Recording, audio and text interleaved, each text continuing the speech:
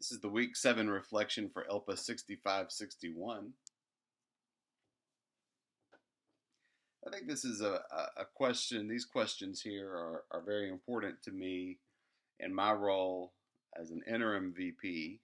I had this conversation actually with the student affairs team last week about the idea of distributed leadership. And I also had the conversation with the cabinet, asked them what their feelings were about sharing decision making. And honestly, their reaction indicated that they thought that they were sharing decision making. Given that my real job at the college is as an assistant VP, I don't always feel that distributed leadership. And so I think my perspective is interesting right now because I'm dividing my time between people who feel that they are distributing leadership and responsibility and people who feel that we are not.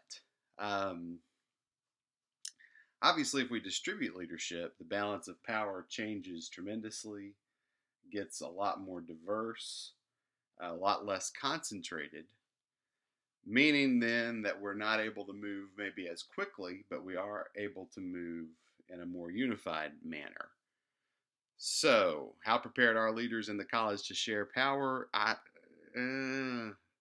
Not incredibly prepared at this point, would be my analysis.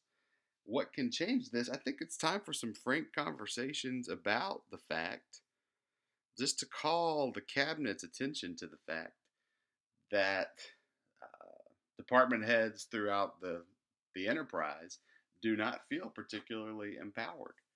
There needs to be some awareness first about that. The symbols and elements of theater is an incredibly interesting idea. I think that this is an example from the book.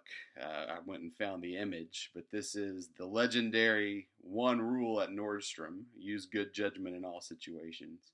Certainly a wonderful thought as a manager that it would be possible to assemble a team where you could just give this instruction and get the legendary results that Nordstrom gets.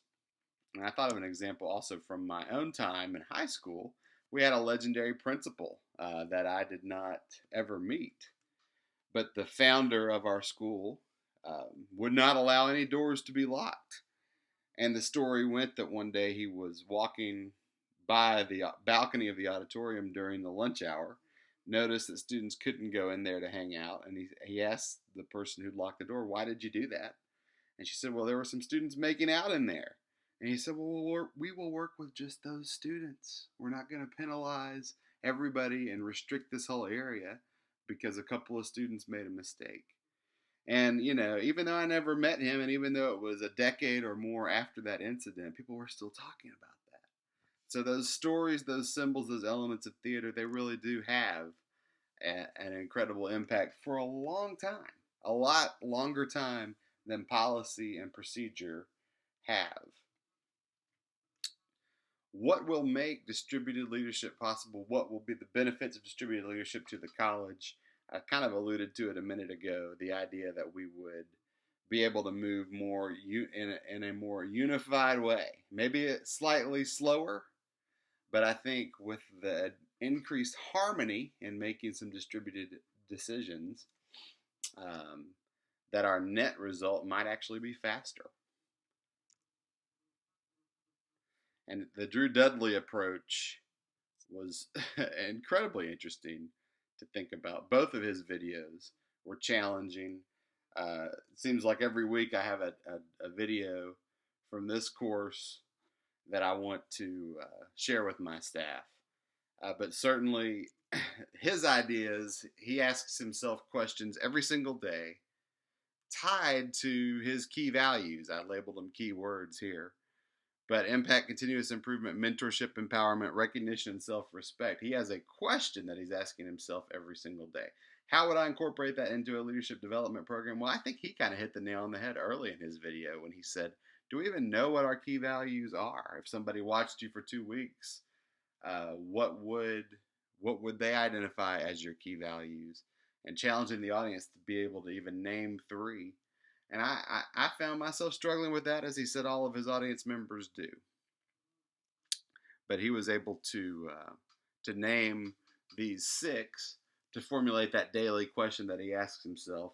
And I think that right there, just identifying the values, formulating that checkpoint question that you ask yourself every day. That's the, I put it here, the essence of the leadership game. And I think I found this online sometime in the past year, and this is stuck in my head. This idea here in the quote unquote most motivational poster ever on the right.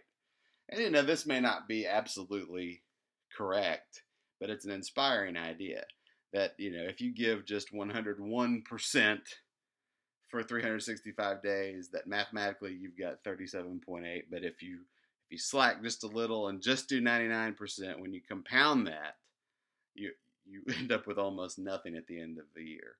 And so I think the Dudley idea that you have these checkpoint questions with yourself that tie right to your key values, and that you try to hit those, you know, 80% of those checkpoints, 80% of the days of the year.